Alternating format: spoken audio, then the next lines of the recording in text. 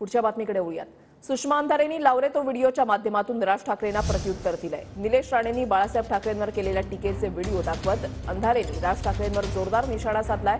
दरम्यान ठाण्याच्या सभेमध्ये राज ठाकरेंनी सुषमा अंधारेंचा बाळासाहेबांवरील टीकेचा व्हिडिओ दाखवत उद्धव ठाकरेंना सवाल केला होता।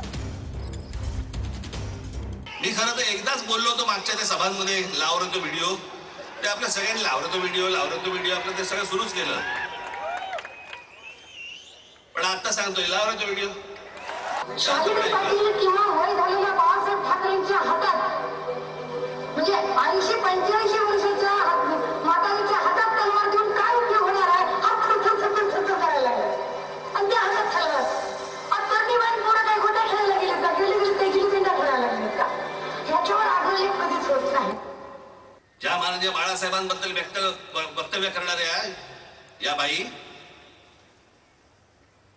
70-75-80 वर्षाच्या म्हाताऱ्याच्या हातामध्ये तलवार दिल्यावरती लटलटणारा हा हात, असं बोलणाऱ्या व्यक्तीला तुम्ही तुमच्या पक्षाची प्रवृत्ती करता, तुमच्या पक्षाची नेते करता आणि तुम्ही तुमच्या वडिलांवरती प्रेम म्हणून सांगता। ज्या नारायण राणेंचे तुम्ही फार गोडवे गाताय, त्या नारायण राणेंचं पोरग वंदनीय बाळासाहेबांबद्दल काय बोललं? राज ठाकरे, सुरुवात तुम्ही केली, शेवट मी करणार आहे। आनंद दिघेंचं खरं काय झालं?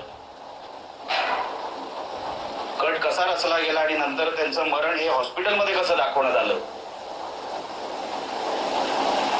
आणि तेव्हा 2 शिवसैनिकांना सहन झालं नाही।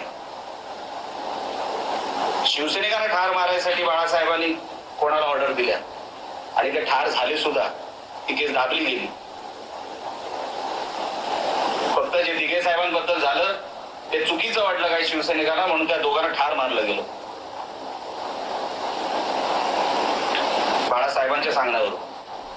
मी आजपर्यंत मर्यादा ठेवल्या, पण साहेबांविरोधात जर कोण अशा खालच्या दर्जाचा माणूस खालच्या पातळीची टीका करत असेल, मी सहन करणार नाही। माझ्यासाठी माझा साहेब महत्वाचा, राणे साहेब महत्वाचे, बाळासाहेब माझ्यासाठी महत्वाचे नाही।